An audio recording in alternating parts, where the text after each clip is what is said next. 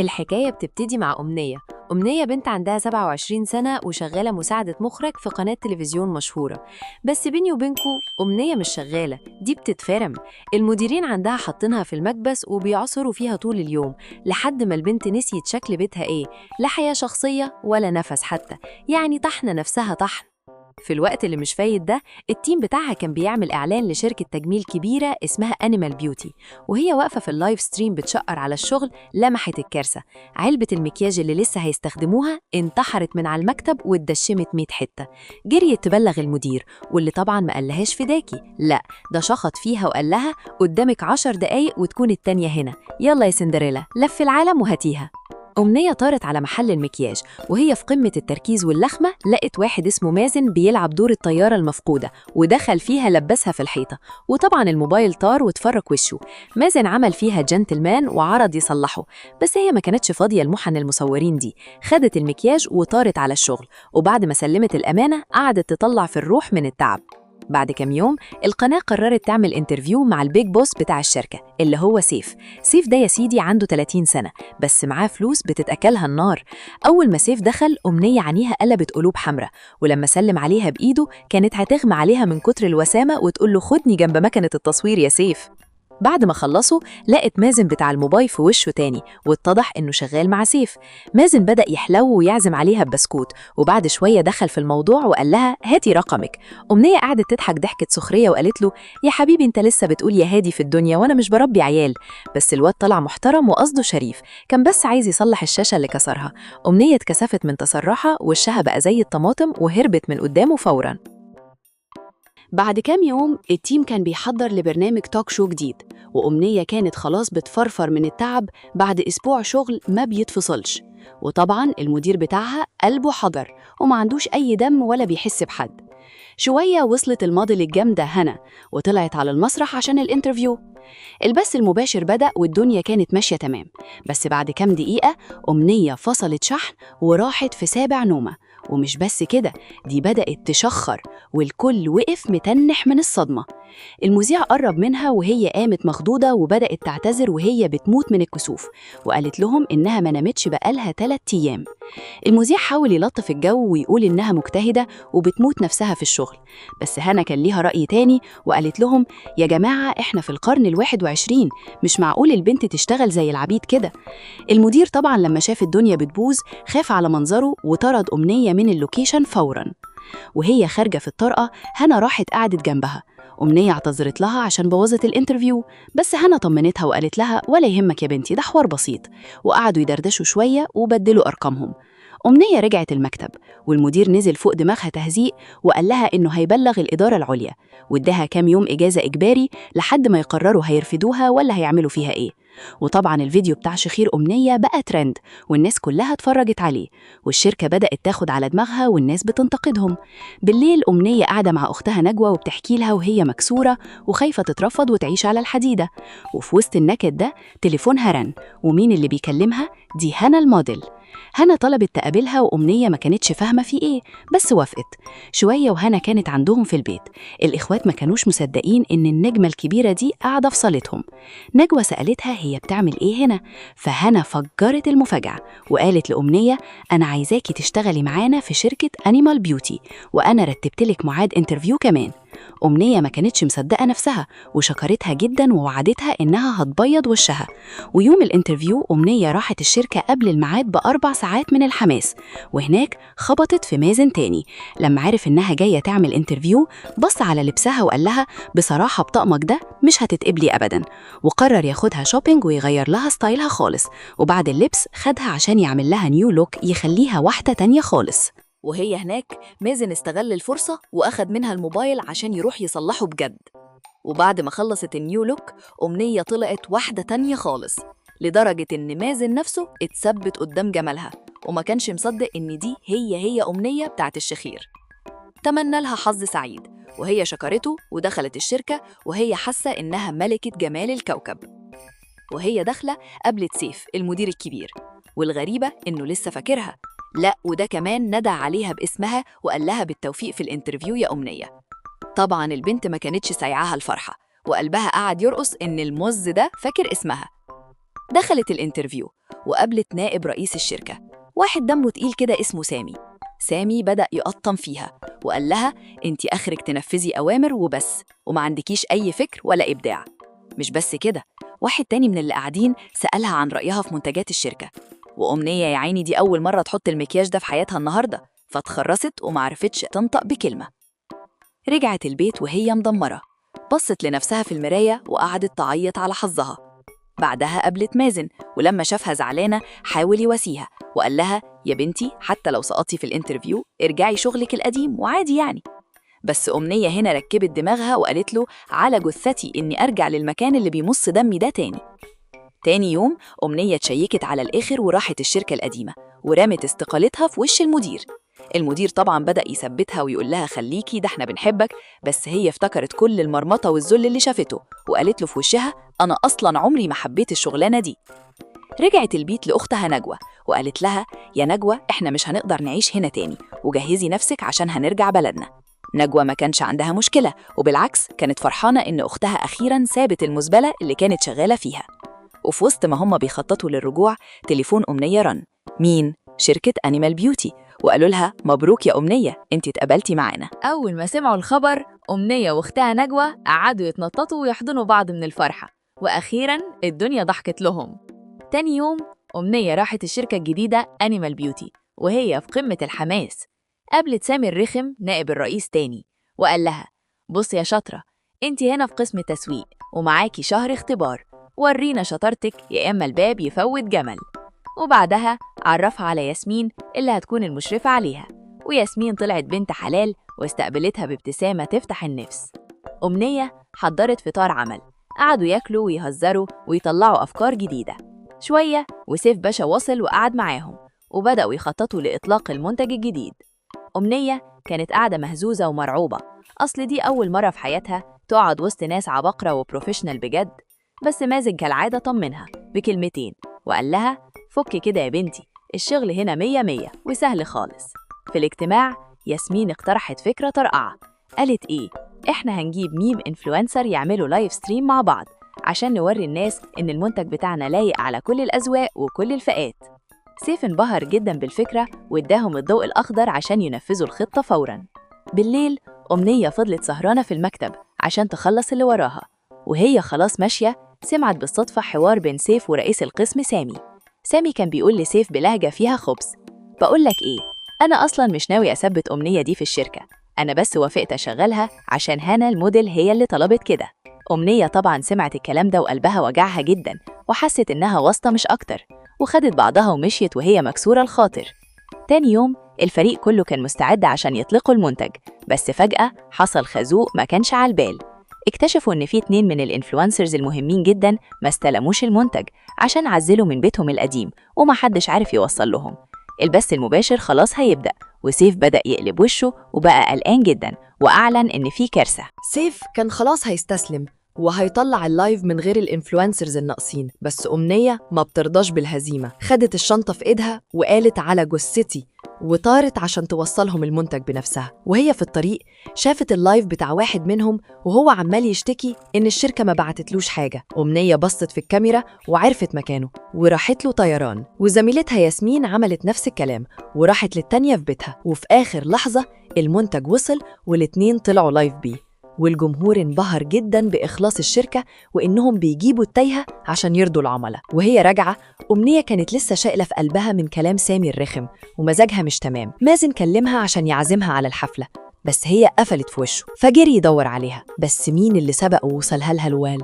سيف باشا نفسه. أمنية قالت له يا فندم سيبني في حالي، أنا شكلي وحش والمكياج باظ من البهدلة. سيف بمحن المديرين قام مسح دموعها وقال لها انت زي القمر في كل حالاتك. طبعا مازن شاف المشهد ده من بعيد واتضايق جدا. الخازوق التاني يا مازن معلش. سيف خد أمنية الشركة وأعلن قدام الكل إنه ثبتها وبقت موظفة رسمية، والكل قعد يهيص وحتى سامي الرخم عمل نفسه فرحان. أكل عيش بقى. تاني يوم في الاجتماع سامي قال يا جماعة أمنية أنقذت الموقف، بس التعليقات على شكلها وهي متبهدلة كانت وحشة، فإحنا لازم نطلع منتج مكياج ما بيبصش حتى مع العرق والبهدلة. سيف فكر وقال خلاص نجيب أبطال رياضة سكي التزحلق على التلج عشان هم أكتر ناس بيعرقوا في التلج. وقع الاختيار على بطلة اسمها منى، بس كانوا خايفين إنها ترفض عشان هي ما بتحطش مكياج أصلاً وما بتعملش إعلانات. أمنية راحت قابلت منى، ومنى قالت لها أنا شفت اللي عملتيه مع الإنفلونسر ومعجبة جداً بشغلك، وخدت منها شنطة المكياج وهي طايرة من الفرحة. بالليل أمنية عرفت إن منى رفضت الإعلان رسمياً. أمنية ما صدقتش وقالت في حاجة غلط. البنت كانت فرحانة بالمكياج وقامت رايحة لها منتدى التلج وقالت لها انطقي يا منى في إيه؟ منى اعترفت إنها بتخاف تحط مكياج عشان الناس بتشوف الرياضية اللي بتهتم بشكلها ضعيفة ومش مركزة في لعبتها. بس أمنية قعدت تقنعها لحد ما منى وافقت، بس قالت لها أنا مسافرة كندا بعد بكرة. الدنيا سودت في وش أمنية، وفجأة سيف ظهر زي السوبرمان وقال هنصور بكرة. كلم سامي يجهز كل حاجة فوراً، وراح هو وأمنية قعدوا في أوتيل قريب من مكان التصوير عشان يبدأوا من النجمة. وبالليل سيف وأمنية نزلوا البيسين يفكوا عن نفسهم شوية، وسيف شكرها جدا على كل اللي بتعمله عشان الشركة. والبيسين بالليل ده احنا عارفين آخره إيه يا سيف؟ وهم في البسين سيف بص لأمنية بنظرة إعجاب كده وقال لها انتي عندك طاقة غريبة بتخلي الناس تنجذب ليكي. طبعا أمنية اتثبتت في مكانها والتوتر جاب آخره معاها ومعرفتش ترد بكلمة. البنت خلاص يا جماعة سيف سكن في القلب. تاني يوم أمنية راحت تستقبل مازن والموديل هنا اللي واصلين عشان يبدأوا التصوير.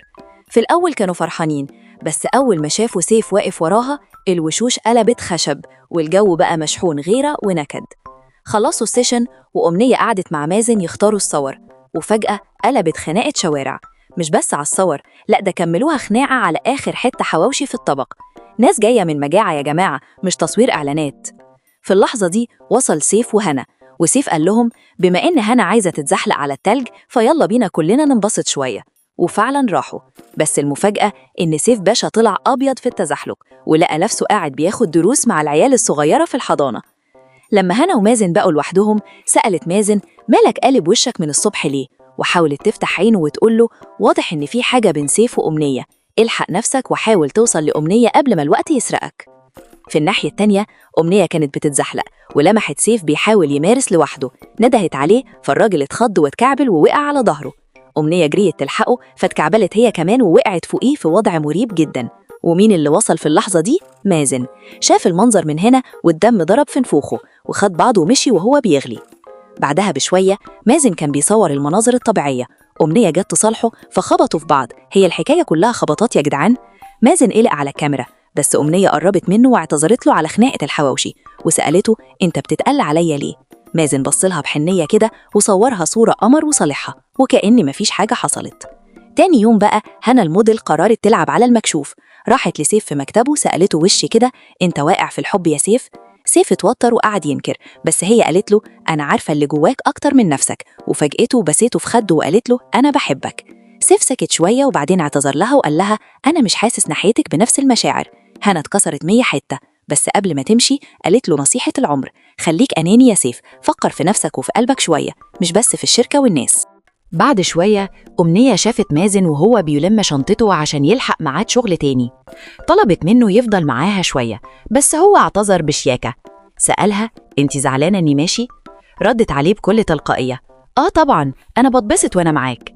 مازن طبعا اتثبت واتفاجئ من ردها، بس أمنية كالعادة كملت شغلها ولا كأنها قالت حاجة تودي في داهية. تاني يوم سيف وهو بيتعامل مع أمنية لقى نفسه منشكح ومبسوط على الآخر. دخل مكتبه واعترف لسامي الرخم وقال له بقولك إيه يا سامي، أنا شكلي وقعت في حب أمنية.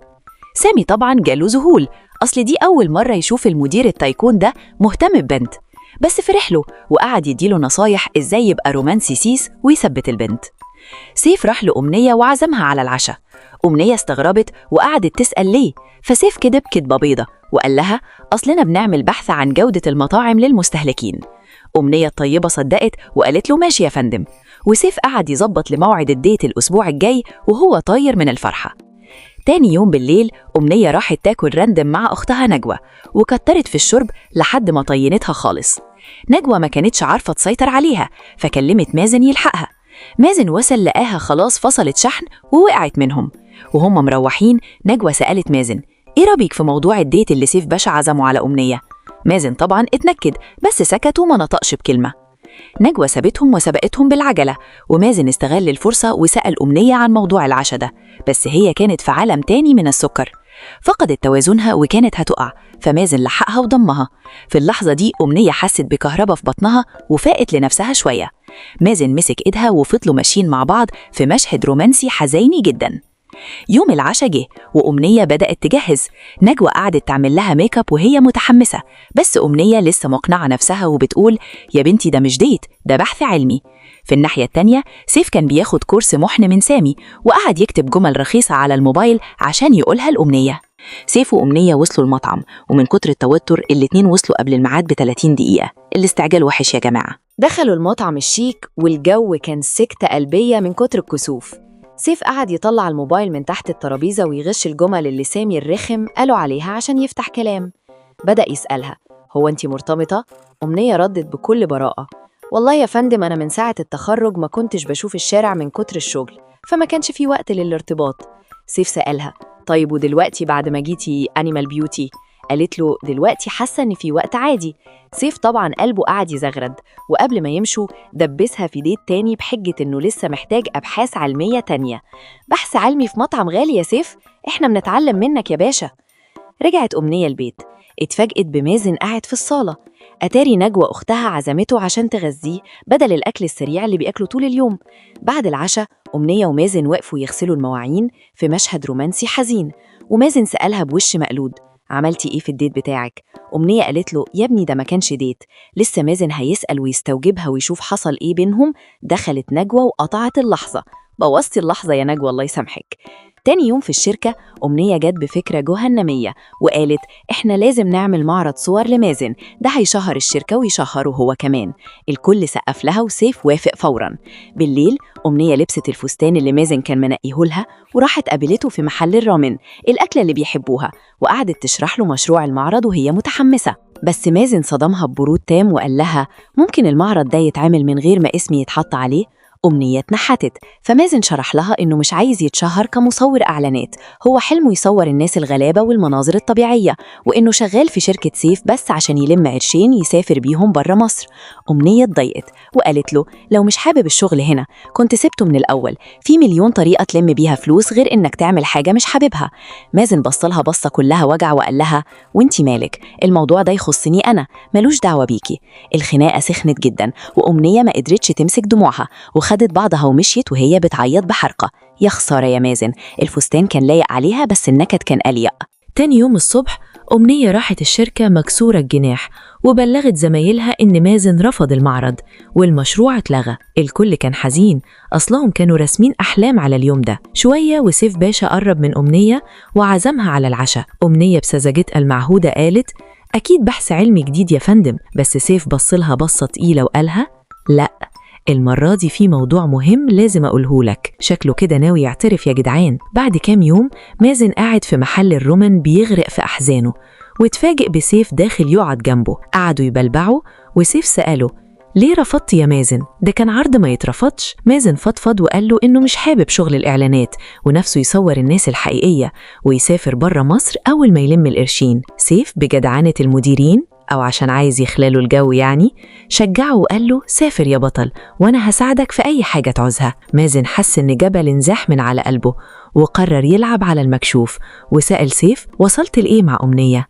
سيف اتفاجئ، فمازن قال له إحنا الاتنين بنحب نفس الست، بس أنا خلاص خالع ومسافر، فشد حيلك أنت وكلمها بوضوح عشان البنت فاكرة إن مقابلاتكم دي مأموريات شغل مش ديت رومانسي. تاني يوم في الشركة سيف أعلن عن روج جديد هينزلوه في السوق العالمي، وقرر يبعت أمنية وياسمين يتعاملوا مع إنفلونسرز من برا مصر عشان لغتهم الإنجليزية كويسة. البنات اشتغلوا بجد ووصلوا لاتفاق مع بلوجر أجنبية مشهورة جدا، وخلاص الدنيا بدأت تزهزه. بس الحلو ما يكملش، أمنية جالها إيميل صاعق من البلوجر بتقول فيه أنا مش هشتغل مع ناس مش بروفيشنال زيكم.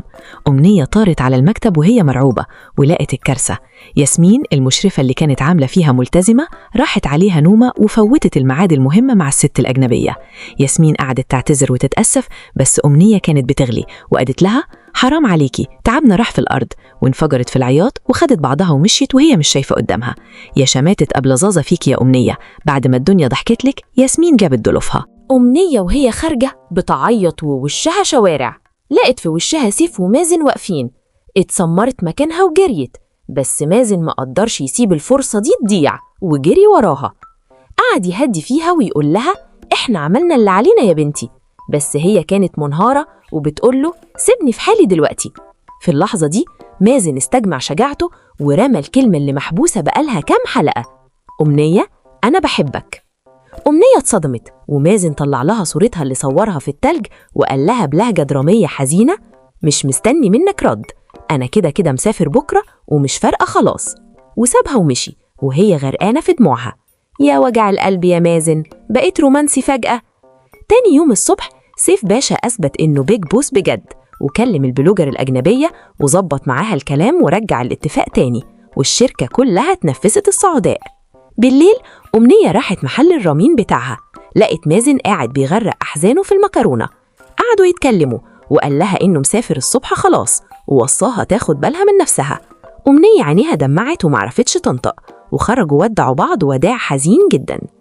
أمنية صحيت الصبح وعينيها بقى ليل من كتر العياط. راحت الشركة لقت الكارت بتاعها مش شغال. سامي الرخم ظهر وقال لها انت اشتغلتي كتير الأسبوع ده، روحي ارتاحي. وفجأة ظهر سيف وقال لها نصيحة العمر اللي ما تطلعش غير من واحد محن: ما تكتميش مشاعرك يا أمنية، روحي ورا اللي بتحبيه. أمنية خدت الكلمة من هنا وطارت على المطار. لقت مازن خلاص بيخلص ورقه ورايح على الطيارة. قامت سحباه من إيده بأكشن مفاجئ واديته بوسة مباغتة خلت المطار كله يتفرج، وقالت له أنا كمان بحبك، وخد صورتي دي معاك عشان الارتباط عن بعد محتاج كده. أنا مش هعطل حلمك، بس مش هسيب حبنا يضيع. أمنية كملت كلامها في المطار وقالت لمازن أنا مش هقف في طريق حلمك، بس كمان مش هضحي بحبنا. مازن بصلها بابتسامة صفرة وقال لها يا بنتي انتوا يا بنات متعبين جدا، وقام مديها بوسة تانية من اللي بيجيبوا مشاكل دي. وكده رسميا بقى فيه ارتباط عابر للقارات. تاني يوم أمنية راحت لسيف ومعاها الاستقالة المتينة. سيف استغرب جدا، أصل مفيش حد بيسيب شركة أنيمال بيوتي بالساهل كده. أمنية قالت له بمحنن يا فندم الشركة تجنن، بس أنا خايفة أتعود على الراحة وانسى أحلامي. سيف طبعا جنتلمان احترم رغبتها ووافق، وعملوا لها حفلة وداع فخيمة في الشركة. في الحفلة الموديل هنا راحت لسيف وقالت له بثقة بص يا سيف، أنا مش هستسلم وهفضل جنبك وبدعمك حتى لو أنت مش بتبادلني نفس الشعور. سيف فكر ثانية وشكله كده حن، فلحقها وهي خارجة وقال لها طب استني أنا هوصلك لبيتك. ومشيوا مع بعض والضحكة من الودن للودن. سيف ده يا جماعة برنس ما بيخسرش أبداً. المشهد الأخير بقى أمنية فاتحة فيديو كول مع مازن وبتقوله شوف المفاجأة دي، وطلعت له الكارت بتاعها الجديد. أمنية فتحت شركتها الخاصة يا جدعان. مازن طبعا انبهر وبدأوا يحتفلوا بكنز قدام الكاميرا. وفي وسط ما هم بيحتفلوا جالها تليفون إن المستثمر خلاص هيضخ الفلوس والديل خلص. أمنية ضحكت ضحكة النصر، ومازن في الناحية التانية مسك الكاميرا وصور ضحكتها من على الشاشة. يا ترى الشركة هتنجح؟ ومازن هيرجع إمتى؟ المهم إن الكل دلوقتي مرضي، وسيف لقى اللي توصله ومازن لقى اللي يصوره، وأنا لقيت اللي يحكي. لو عجبتك المرمطة اللي أمنية شافتها دي انزل بقى ارزع اللايك المتين واشترك في القناة عشان يوصلك باقي حكاوي اللي بنفرزها دي. يلا سلام.